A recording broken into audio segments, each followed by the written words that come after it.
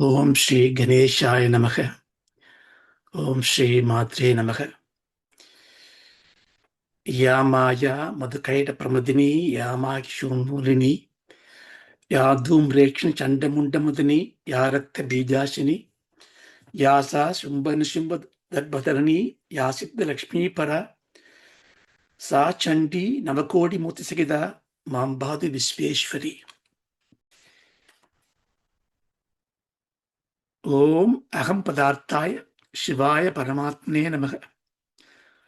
Sadashiva Shamarambam Shankaracharya Madhyama Asmadacharya Paryandam Mande Guru Parampara Sahana Bhavatu Sahanau Punattu Sahabiryan Karavavahai Tejasvina Vadidamastu Mavit Vishavahai Om Shanti Shanti Shanti Om Shri Gurubhyo Namaha. The Sangalpam, or a divine vow we call it,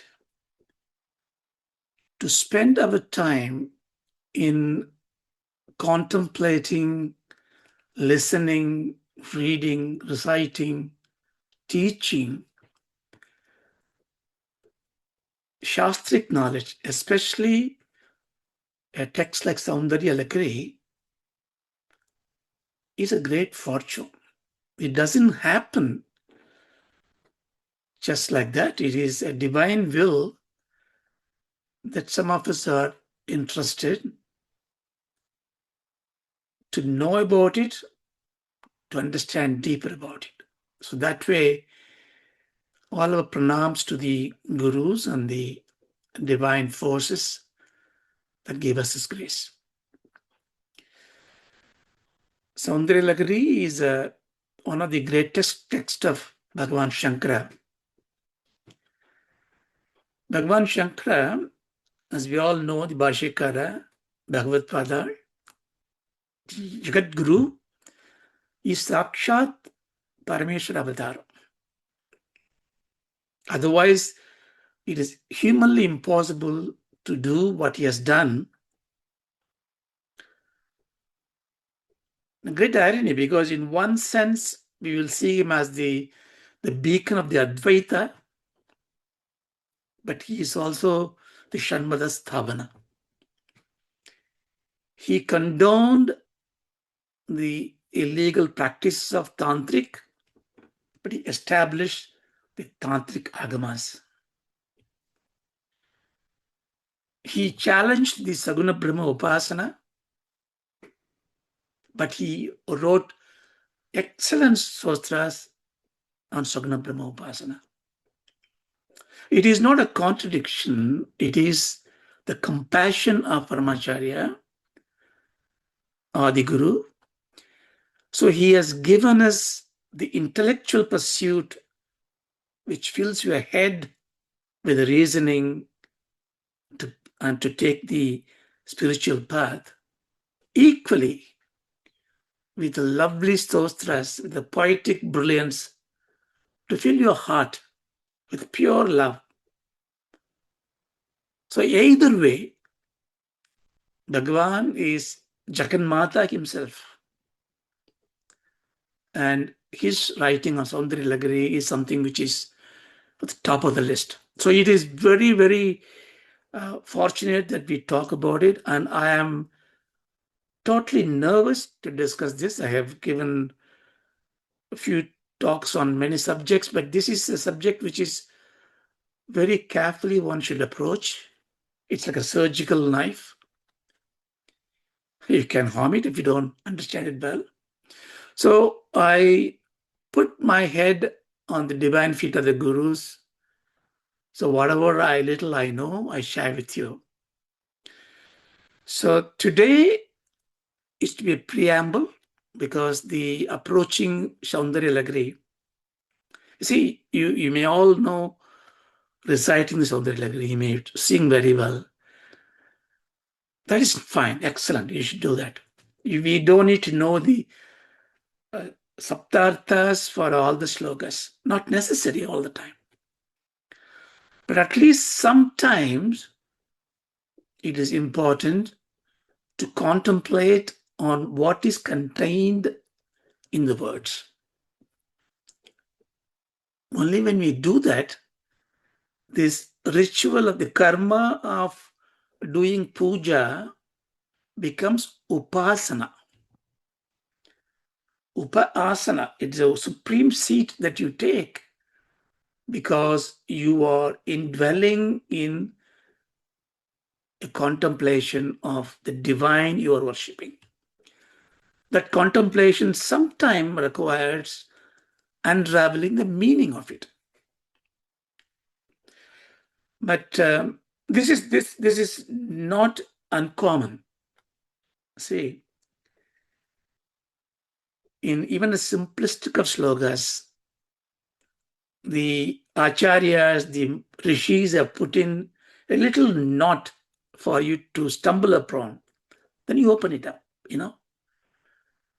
like the Gajananam, Bhudakanadi Shevitam, Kabitha Jambu, Valasara Bhakshitam, Umasudam. All this, if you look at it, the simple Ganesha Stotram, we teach the children, beautifully rhythmic, wonderful meaning, simple meaning. Gajananam, the elephant faced, Bhudakanadi Shevitam, worshipped by all the Buddhas, and Umasudam, Uma's child. So all this simple, nothing complicated, nothing philosophical, nothing esoteric. And then Shoka Vinasa Karanam. A phrase comes there, and if you're explaining this text to a child, which you should do, very happily you explain Uma's son and elephant faced, Palasara Bhakshitam, he eats all the fruits. And come to Shoka Vinasa Karanam. You have to explain what is Shokam, what is the Shoka Karanam, what is Shoka Vinasam, who is the Vinasa Karanam. See, the whole thing unravels before even you teach the child. You start analyzing it. So this is why contemplation is important. So today and today onwards, by God's grace, we are going to go to not only the Vachyartha of the Soundaryalahari Sostra, but the Lakshyartham of it. But before we go to that, there are a couple of prayers which we will recite in every session, which is traditionally being used in this Soundaryalahari recitation. So, the first one is Guru Pataka Stostra. It goes like this. Aingara, Hrinkara, Ragasya Yukta, Shrinkara, Gudartha, Mahavibhutya, Omkara Marma, Pratipadinipyam, Namo Namo, Sri Guru Patakapyam. The Guru's feet we are worshipping. We will see the Vachyartham today. We will see about the Tattvarthams later. Very simple. I am worshipping the Guru's feet. Me again and again. Who is this Guru? Aimkar, Hrinkar, Bijakshar Mantra, Ragasya. Ragasya Yukta. What is Aimkaram? Aim, Hrim, Im, Klim, Klav, all these Bijaksharams. Bija means a seed. Aksharam means the sound, the letter.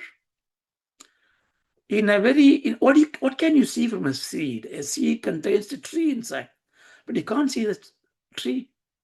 The tree is a rahasyam. The seed that you can see. Like that, the bija aksharam, aim, hrim, etc. We will see why they are important as we progress. So in that combination, the culmination of it, in a secret place, there is a Shrinkaram. The Shrinkaram is the Sri Vidya. Sri Vidya is the knowledge, the path in which you attain the Shri. Shri is the Atma Jnanam, Brahma Jnanam, the prosperity, the fulfillment, the mukti, the moksham, the Brahman, the Shivam. The Vidya is the path that takes it. So the mother, Parashakti, she embodies herself as the Atma Jnanam, Brahma Jnanam, and enumerates into various rituals in the Sri Vidya.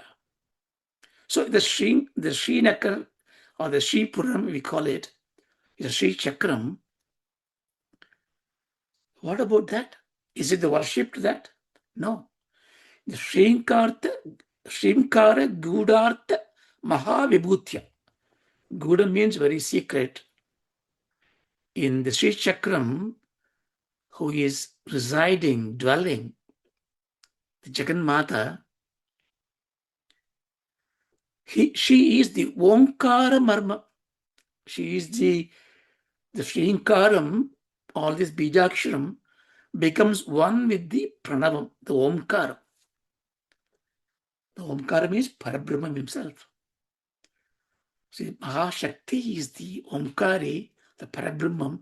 That Marmam, that secret, Pratibhadinipyam. Pratibhadam means shows in front of you, illuminates you.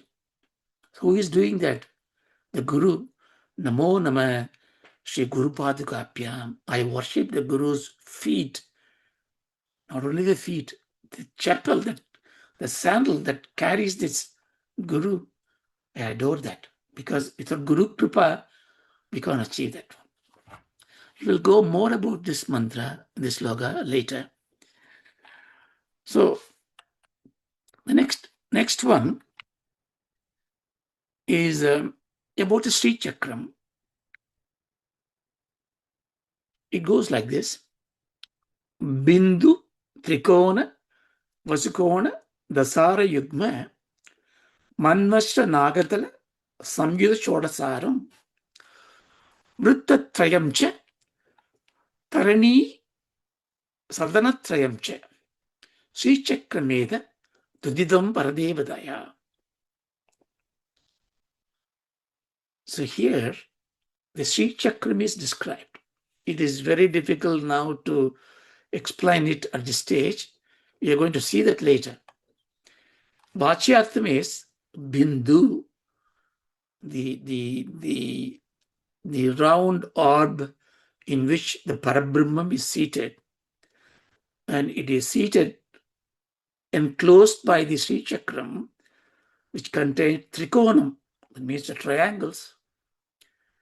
Vasakonam, 8 angles. Dashara Yugma, 2/10 of triangles. Manvashra, 14 triangles. So you have 20 plus 14 plus 8. You add all those triangles. Nagatala, Samyuda, Shodachara. Nagatala means the 8 petals of the lotus. So 8-petal lotus, 16-petal lotus. Vriddhatrayam, there are 3 circles around it. Then Dharani Sadanatrayam cha. Also there are 3 lions. So if you look at the Shri Chakram, there are lions and there are triangles, there are circles, there are lotus petals, and there's a little dot in the middle. So this is called a Mahayantram. A yantram is a geometry in which the Shakti that you are worshipping is embodied. We will again see it in detail. So yantram is an important means in the worship of Shakti in a tantric way. So the Sri Chakram is one of the supreme yantra. So I pray to that Sri Chakram. So these 2 mantras, slogas, we will recite as a part of the Sri Soundaryalahari. Then there is another one When we take up the Sanskrit text recitation, it has got a lot of phonetics, the philology is so complicated. Not complicated. If you don't understand it, you may pronounce it wrongly. And we don't normally not native tongue of Sanskrit. So we may make a mistake. Bhaktihinam, Kriyahinam, whatever happened. So we need to worship the Lord saying, please forgive my mistake. These mistakes sometimes make us worry about even reciting the mantras because we think, oh, we shouldn't be doing it because we may make a mistake. Yes, we should do it properly. We should learn properly. More so, if you are using any mantras, any shlokas, any upasanas, with a particular desire that you want to achieve, a kamya pala. Kamya pala means you are doing the ritual to get something in return in this world. I want to be peace. I want to recover from my illness. I want to be happy. I want my child to get married. I want to get educated. Nothing wrong in asking God. Nothing wrong. I think, in fact, it is better that we ask God because who else we can ask? Because when you openly ask the Lord, of course, Lord is going to grant you managing your prarabdha karmas in a way. But by openly asking, you let your desire to come out. It gives you freedom. You do that. But when we do that with a ritual, with a upasana, with a sankalpam, then you got to follow the rules. Say properly. So you don't just say the niyamam says you have to do coconut, you need to have the korakataya, whatever. You do it. You can't say, oh, just by namesake I do it. No, you don't do it. You have to do it. But when you do the worship purely out of love, you don't seek anything because you are in a situation where you understand whatever comes in, it will go. What's the point of seeking anything? Let anything may come, I'll accept it. Let me have the acceptance abilities. Let me have the a coping ability. Let me have everything as Ishvara Prasadam. In that case, I don't need to seek anything in return from God except God's love himself. So this is called a Nishkamya Prarthana. But when we do Nishkamya Prarthana, if you make a mistake in your Prarthana, you are not penalized for it. I'm not saying it's not a license to say wrongly. You still have to write right. So this mantram, this slogam, what it says, Bhumos Kalita Padanam Bhumireva Valampanam Tvijata Paradhanam Tumeva Sharanam Shive. Bhumau, in this bhumi, in this earth, Skalita Padhanam, this feet that is pressing this bhumi, bhumi eva, in spite of that, the bhumi alone, the earth alone, avalampanam. Avalampanam means it is subsistence, it is holding me. I'm stepping on this earth. Earth is holding me. Am I not hurting the earth? I may be hurting the earth. But the earth is a mother earth. Mother is full of forgiveness. She says, no problem, I will hold you. Tvayi jata paradhanam. So in you, mother, here the mother is the Shakti. Oh, mother, in your shloka, in your every shloka that I am reciting, the shloka is you. Bijaksharam is you. So in that jata paradhanam, if I make a mistakes, if I create papam in this, I become a papi. Am I not? But you will forgive me because you are like Mother Earth. You are my Mata. You are my Janani. Therefore, Tvameva Sharanam Shive. Shive, Shivashakti, O Uma, O Parvati, O Parashakti, I am offering myself to you. So these three we will recite normally. Now, we have now take up the Soundaryalahari. But before that, I would like to give you a bit of an introduction to enter into this Grantham. Why do we need that? Why can't we just start with this? You see, whenever you recite something, whenever you hear something spiritually progressive stuff, you have to inculcate into you. Otherwise, it is just a time pass, a beautiful time pass. Instead of watching a television, you recite a sostram, you forget it and go, fine, time good spent, well spent. But when you start inculcating it, that means you understand the meaning of it. You approach it with the view of a sadhaka. Sadhaka needs bhavana. What is bhavana? Bhavana means enacting a role. Right now, your bhavana should be, I am learning. I am a siksha. I am taking siksha. I am learning. My ears are completely open. My mind is completely free.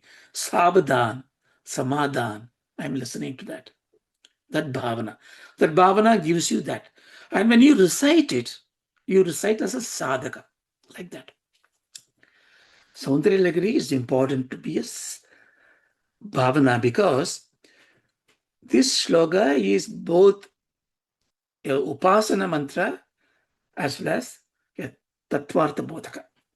It gives you Vedantam. It also gives you Ikaparasukam. You can ask for anything, you get it. Therefore, there are certain upasanas, certain tantric practices you can follow if you want to, or you can do a Vaidika Parambra process in which you worship it as upasana, reciting in a way. So, what is that I need to do? Why should I learn this mantra? Why should I learn any mantra? Why should I pray at all? Take a step back and see, I may ask for anything in life. Even if somebody told me, if you recite this seventh mantra of Soundaryalahari 1,000 times, you will achieve something. Okay, I said 1,000 times, I achieved something. Happy for it. Then what I will do? I'll go and look for it. What else I can achieve? What other mantras I can do? Why are you going again? Why are you seeking again? Because you are not fulfilled with what you got. The search is our very nature. From the day we are born, we search for something. It may be searching for the food for some time, a bodily pleasure for some time, an egocentric pride for some time. Whatever, we are constantly seeking, searching. We have to agree that. So if we say, look, I am searching for the God, I am a very spiritual person, I'm only searching for God, then I would say, very good. If God comes to you from your search, what do you do? Then you will say, God, give me that, give me that. Give me Sadgati, give me Moksham, give me something. You will ask, right? That means your search is not actually for the God. Search is for God's grace that can give you what you want. But we don't know what we want. That's why the Vedanta tells you, Acharyas tell you, what you are looking for is a position in which you need nothing. You are completely fulfilled. Your paripurnatvam you have. You attain moksha. That is moksha. Moksha is not you disembodied here and go somewhere in another world. No. Wherever you are, whatever form you are completely fulfilled. abhayam you have, no fear you have. Right? That's why this is the life that you have. So Vedas tells you, Sanatana Dharma tells you, you follow this Dharma. The Dharma is you search constantly towards the Paripurnatvam. The Paripurnatvam is called Moksham. That is your Lakshya. So for that Laksham, it gave you a path called Sanatana Dharmam. If you follow the Dharma, you will attain it. But we can't follow the Dharma fully because our intellect comes and interfere. Therefore, from the Vedas came darshanas, intellectual. Darshana means intellectual outpouring, knowledge. What did it say? It said, look, everything you can reason it because you are Narajanma Durlapam. You have the brain, you have intellect, you have mind, you can ask questions, you have free will. Ask questions. People ask questions and they say, look, I only take what I see. I don't see God, I don't see heaven, I don't see anything. I don't even see I'll exist tomorrow. So life is to live to the core, to the maximum pleasures of life. Dharma toss it away. This is the only life. You will die one day. So freak out, borrow money, spend. It's called charvakas. There may be good people there like that, but they don't think there's another life. So we leave them away. Then there are great intellectuals, Samaritans, socially inclined, Gautama Buddha, Mahavir, all the Buddhism, Jain community, all they come with a wonderful way of leading a life. Dharmic way. They call it Dhamma. Dharmic way. But again, they did not accept Vedas because Vedas are teaching some karmas and upasanas. And it tells you that there is a paripurnatvam. At the end of it, you are free. So if I am free, if I am paripurnam, I am all filling. Is there a space for me and God? No. If you are filling everything, how can there be a God and you? There can't be a space between you and God. Everything is filled. So I am the God. You are. So that frightening thought makes them shiver. And they all said, look, there is nothing at the end. Shunyam. So Shunyavadis become Nastikavadis.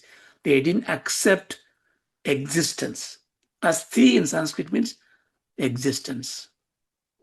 If I ask you, do you exist? You would say, yes, I exist. That means you are an astika. You believe in your existence.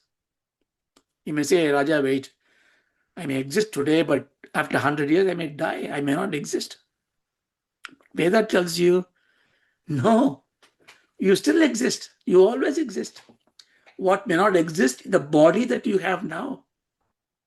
Body is not you. That's interesting. How do I know it? Well, you first become an astika. Astika means you believe in existence. Forget the God. Think about you. Then the Astika Madams came. The Astikas came. They intellectually analyzed. The Nyaya school came. The Nyaya school took a lot of things from Vedas and said, look, everything must be logical. Look at it, evidence-based. Wonderful tarkas was there. It explained the whole Srishti in a logical manner. It ended with a cause and effect scenario. And every effect has got a cause. Then what is the first cause? Nyaya school didn't have an answer for it. Then the Vaisheshika school came. It took on the Nyaya and said, look, logic is not enough. I need a practical way. What is everything made of? Atoms. Anu. So the Anuparimanam become the science. You see how all very scientific. It's not blind faith that Vedas have given the Vedic knowledge. A lot of thinking has gone through. Atomic science came in part of the Vaisheshika, but they could not explain everything. Then the Sangya came in. They took everything into the baskets and said, look, I can explain now. Sankhya means enumeration, counting. They said, look, the body has got a lot of elements. The mind, the seeing, hearing. So everything got a lot of components. All these components are coming from one big pile. It's called Prakriti. The Prakriti is God's creation. From the Prakriti came the space, the wind, the fire, the water, the earth. From this, all these bodies are made. Your body, for example, Panchabhutas, Jnanendriyas, Karmendriyas, Buddhi, Chittam, Manam, Ahankaram, the 18, 19 elements, you are that. The consciousness that you have, we call it Purusha. So you are a Purusha and the Prakriti together. Interesting. But how this Purusha came, how this Prakriti came? Patanjali saw that if there are Purusha, if there's a Prakriti, they have to be somehow united. So the union is yoga. So yuj means merging. So he created the Yoga Shastra. For that he needed an Ishvara. So he said, Ishvara Pranidhanam. So Ishvara is the creator of everything else. Further understanding of the Vedas. I look at the Veda, 86% of the Vedas are Karma Upasana mantras. It tells you Vajapayee Yagam, Somayagam, Putrakameshtiyagam, Suktams. So if I do this, I get this benefit. Shall I do it? Try. They do it with Shraddha. Everything comes out. This Janma, next Janma. So Karma Palam becomes a driving force. Karma gives you material Sukham, Ikapara Sukham. So they said, why do I worry? If this earth is no good, I go to heaven. I do this yajna. God becomes a servant for the Mimamsikas, they are called. Karma Mimamsikas, because they thought God is fine, nice, but his task is to distribute the benefits based on the karmas you do. I do the karma, like Daksha said. Why should I call Shiva? So that is a Purva Mimamsika. See, everything coming from the Vedas. Then when they worship it, they made deities, gods, so many gods. God worship, Upasana came. Because karma and Upasana are the prime part of the Vedas. But some rishis said, hey, there's a Sikaram of Veda. The Veda Antam is there.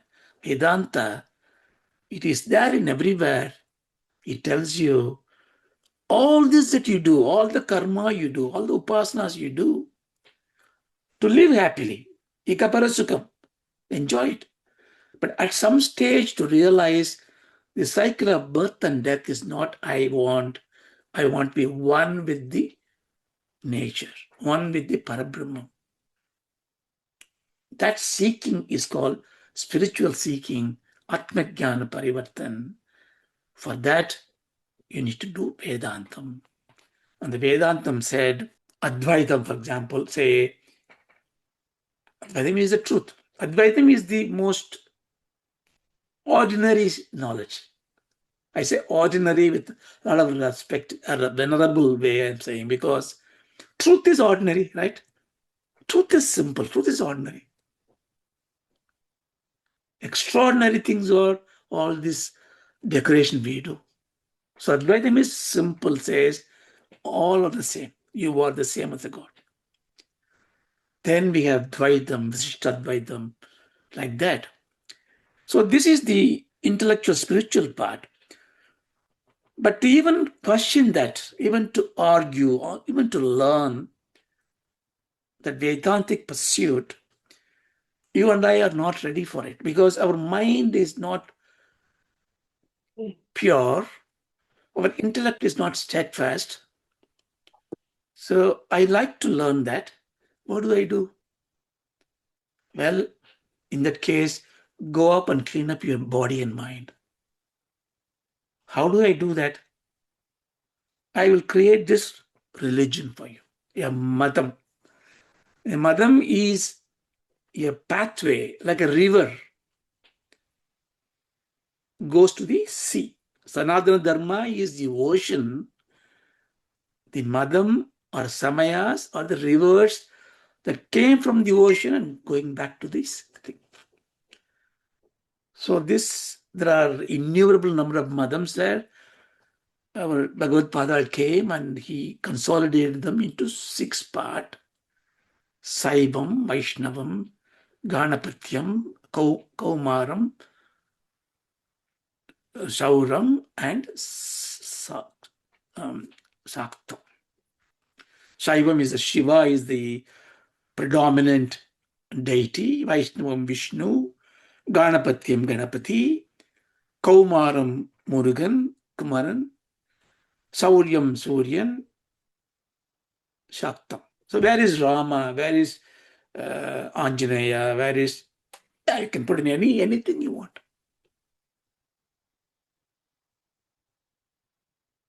The Ishta Devata that you have, see, this is so beautiful of this Sanatana Dharma. God has no form. Quran says that, I accept it 100%. God is one. We say, accept it. But God is no form. And how do I conceive it? If I create one form, this is only the way the God is there. What is a guarantee that form somehow enthralls me? It may be revolting to me. Because I am, after all, a human being. My senses are giving me the taste of it. And why should be only one form? Why can't it be any form? Why can't it be all forms? That's the beauty of it. If all forms are divine, you will look at everything divine with a divine view.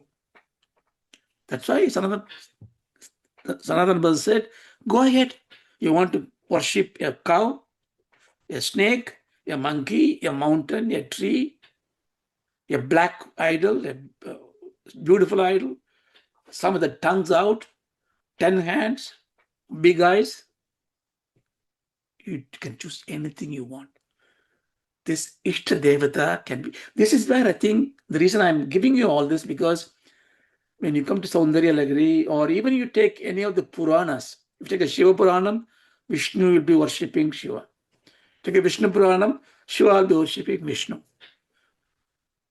In Ganapati, Ganapati Adavasya Upanishad, every god is worshipping the Ganapati. In Devi Mahatmyam, everybody is worshipping Devi. This is what is happening.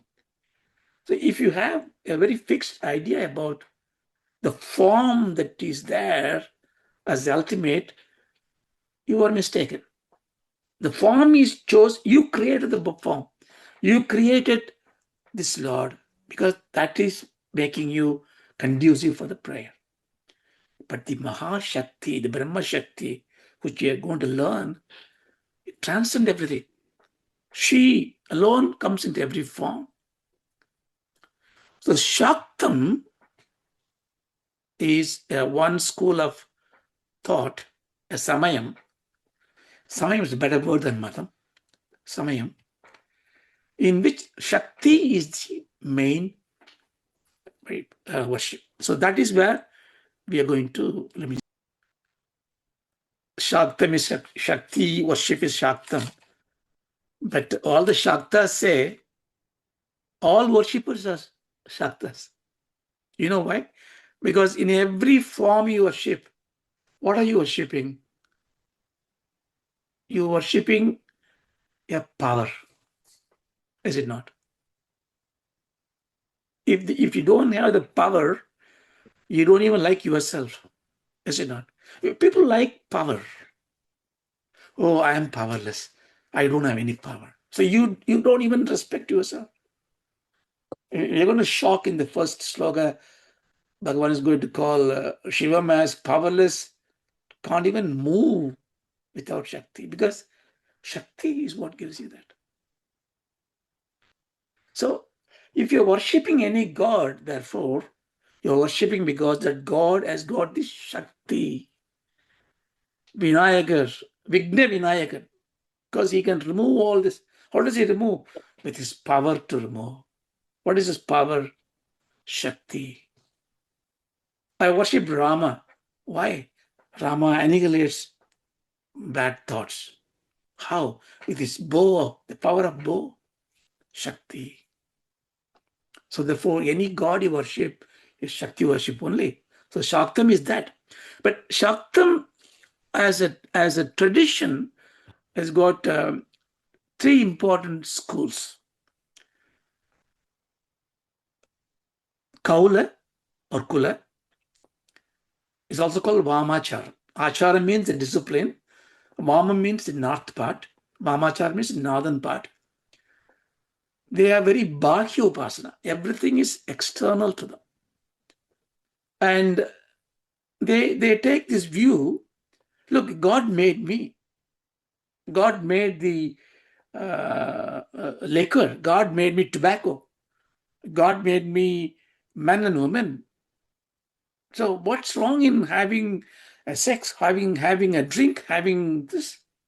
Why can't that be worship? See, you cannot argue against it. Everything is nivedanam to God.